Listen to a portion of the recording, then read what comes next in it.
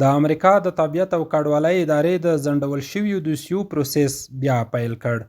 د امریکا د طبیعت او کډوالۍ خدماتو ادارې USCIS اعلان کړی چې د هغو کډوالو د غوښتنلیکونو د کار جریان یې بیرته پیل کړی چې د یوې پخوانۍ تګلارې له مخې د افغانستان او ایران په ګډون د 19 هیوادونو د وګړو لپاره ځنډول شوي وو.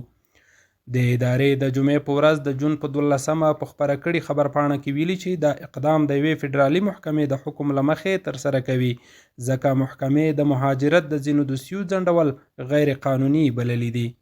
د امریکا د طبیعت او کډوالۍ د خدماتو ادارې زیاته کړي چې اوس به ټولې اغیزمنې شوي دوسیې داسې وڅېړل شي لکه هیڅکله چې د هغو د پروسس بهیر نه وي درول شوی.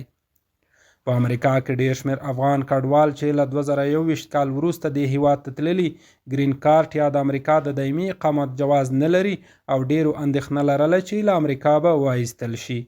د محکمې پریکړه د کډوالۍ د بیلابیلو امتیازونو لپاره پر غوښتنلیکونو پلي کیږي چې پکې د دایمي استوګنې یا ګرین کارت، د امریکا طبیعت، د کار جواز او د کډوالۍ نور اړوند غوښتنلیکونه شامل دي. درنو او قدرمنو لیدونکو، د دا ډول نورو معلوماتو لپاره زموږ چینل در سره سبسکرایب کړئ.